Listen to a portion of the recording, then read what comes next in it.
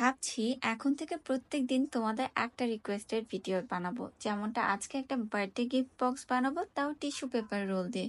তেমন কিছুই না, প্রথমে টিস্যু পেপার রোলকে একটা মাপ অনুযায়ী মার্ক করব।